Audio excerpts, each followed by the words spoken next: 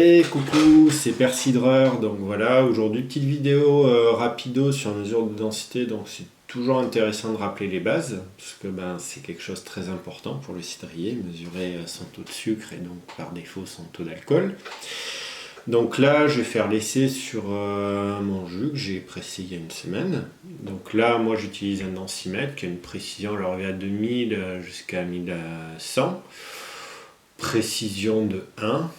Donc voilà, c'est graduation de 1 à 1, 1090, 1091, 92, 93, etc. Donc c'est pas la meilleure précision, mais ça suffit amplement pour un cidrier pro, semi-pro qui fait des petits volumes. Alors faut voir que c'est en verre, donc c'est facile à casser. Ce qui est intéressant, c'est d'avoir deux densimètres et surtout calibrer entre eux, parce que finalement, si on prend l'un et l'autre, on aura un petit décalage.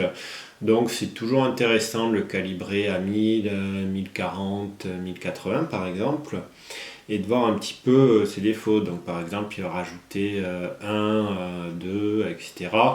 Ce qui évite, le jour où vous le cassez, de directement remesurer et avoir ce décalage qui finalement est pas réel.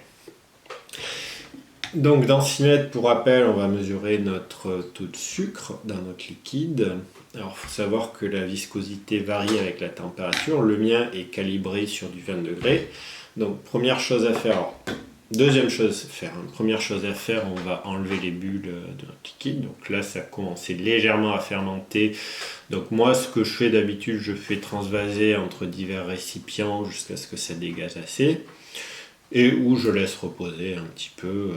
Le but, c'est d'avoir le minimum de bulles possible parce que les bulles vont faire flotter notre densimètre.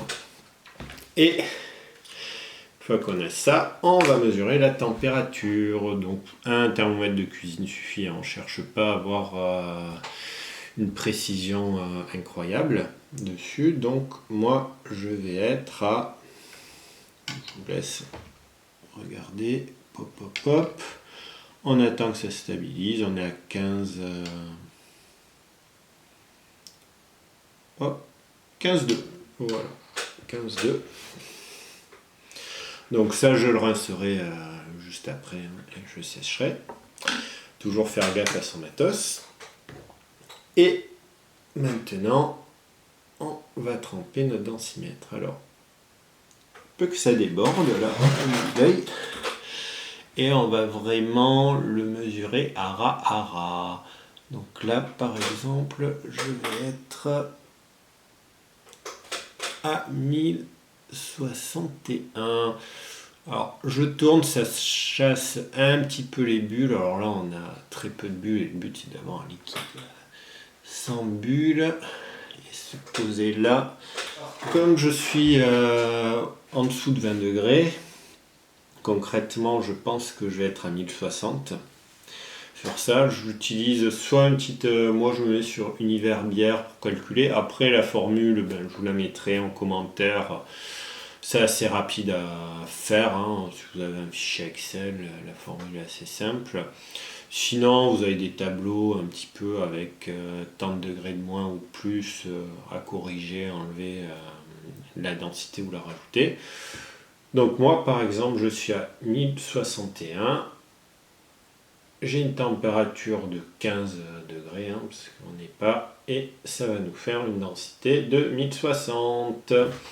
Donc la formule permet d'avoir beaucoup plus de précision. Là concrètement, il y a une semaine, jour pour jour, j'étais à 1061. Je suis à 1060, donc je vais commencer à mettre tout ça sur papier millimétré. Donc je note chaque jour un petit peu, chaque semaine là, parce que j'ai pressé il y a une semaine, mais après l'idéal c'est tous les 3-4 jours de mesurer sa densité sur ça. Je note chaque jour un petit peu mes remarques, la température du jus, donc ça c'est important, surtout à la sortie, ça permet dire est-ce que mon jus est frais ou pas sur ça. Bon, c'est tous les 4 jours, c'est pas ouf à mesurer, mais bon, ça permet de savoir un petit peu sur ça. Et puis après, je mesure la densité corrigée. sur ça. Et cette densité corrigée, c'est celle que je vais directement mettre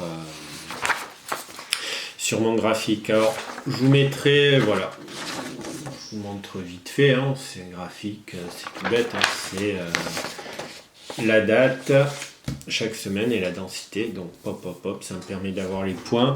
Selon l'évolution, je vais mesurer peut-être plus rapidement ou moins rapidement, hein, resserrer les dates, surtout si je sais que la pente est assez raide, donc peut-être je vais aller sur tous les 2-3 jours pour estimer ma vitesse de fermentation. Si c'est vraiment très très tranquille et en plus il fait froid dehors, voilà, toutes les semaines, ça suffit amplement. Là, ce sera toutes les semaines.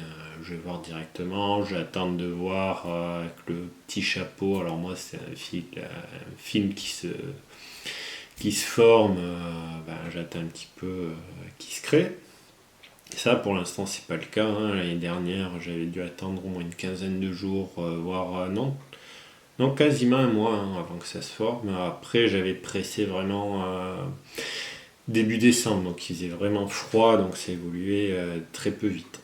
Mais voilà, donc ça vous donne un petit peu les idées pour mesurer votre densité. N'hésitez pas à me poser des questions si vous en avez, à regarder sur internet un petit peu tout ça. Mais voilà, c'est quelque chose de vraiment vital pour le cidrier. Ça permet, en entrée, on sait la densité de son jus à la presse. On va le savoir à la fin, ça vous permet d'estimer aussi le taux d'alcool de notre cidre, savoir quand on va l'embouteiller, etc. Donc c'est vraiment important de suivre la densité, c'est la chose la plus importante. Après il y a le pH, etc. Mais c'est vraiment le truc à mesurer au moins tous les 4 jours, alors ça peut être tous les 2 jours ou toutes les semaines.